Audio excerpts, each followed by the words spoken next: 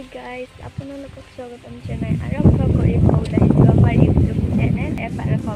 আৰু মোৰ লগত আছে আজি মোৰ ফ্ৰেণ্ডজনী হাই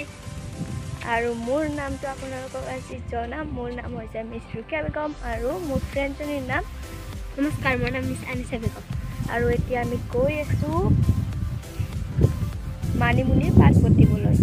এয়া মানিমুনিৰ পাত বলক এটা ফ্ৰেণ্ডজনী ঘৰত গৈ আছো এইবোৰ ধান পকিবৰ হৈছে আৰু এতিয়া মোৰ ফ্ৰেণ্ডজনীৰ ঘৰটো আপোনালোকক দেখাম আৰু এইবোৰ খেতি কৰিছে মানুহবিলাকে পথাৰত শাক ৰুইছে আৰু ফ্ৰেণ্ডজনীৰ এইটো কি টিকলু ছাগলীৰ চানা চাওকচোন আপোনালোকে বলক এতিয়া ফ্ৰেণ্ডজনীৰ ঘৰটোলৈ যাওঁ চাওক আপোনালোকে ইমান সুন্দৰ পৰিৱেশ এয়া সেউজীয়াৰে ভৰি পৰি আছে আমাৰ গাঁওখন আৰু এই উৰহি বটলত ফ্ৰেণ্ডজনীহঁতৰ ঘৰত পিম্পল থৈ দিছে আৰু এইটো পক্ষী আপোনালোকক দেখাম তো দেখিছেনে পূজাৰ পৰা আনিছো এইবাৰ হেল পূজাৰ পৰা আৰু মোৰ ফ্ৰেণ্ডজনীয়ে কিমান ক্লাছত পঢ়ি আছে কৈ দিয়া মই 7 ক্লাছত পঢ়ি আছো এতিয়া আৰু ময়ো ক্লাছ 7ত পঢ়ি আছো এতিয়া বলক আপোনালোকক আৰু কিমানখিনি পাৰো দেখুৱাম নে কি কয় বলক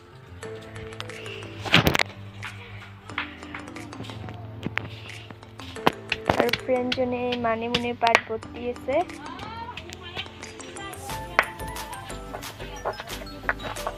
এয়া বটি আছে মানিমুনিৰ পাত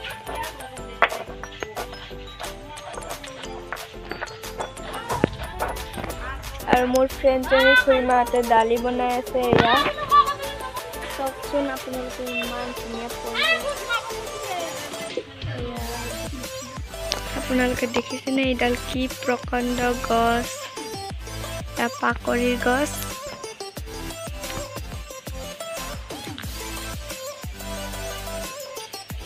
এইখনে আমাৰ গাঁও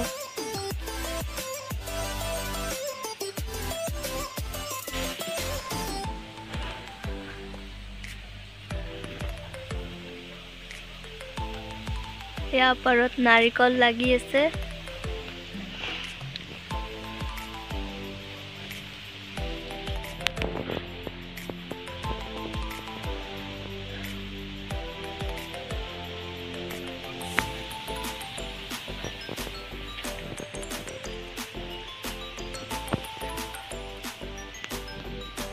পচুৱা বতা দি আছে এতিয়া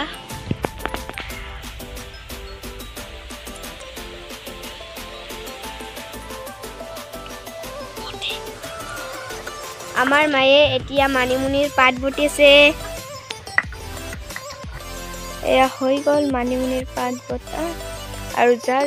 আপোনালোকৰ যাৰ পেটৰ গণ্ডগোল হয় তেওঁলোকৰ কাৰণে এই খুবেই ভাল আৰু যাৰ পেটৰ গণ্ডগোল হয় তেওঁলোকে তাতে খায় তো কেনেকুৱা পালে আপোনালোকে প্লিজ কমেণ্ট কৰি জনাব বাই বাই জয় আই অসম বাই বাই জয় আই অসম যদি আমাৰ ভিডিঅ'টো ভাল লাগিল লাইক কমেণ্ট আৰু লগতে সাবস্ক্ৰাইব কৰি দিব বাই বাই আৰু নেক্সট ভিডিঅ'ত আপোনালোকক দেখা পাম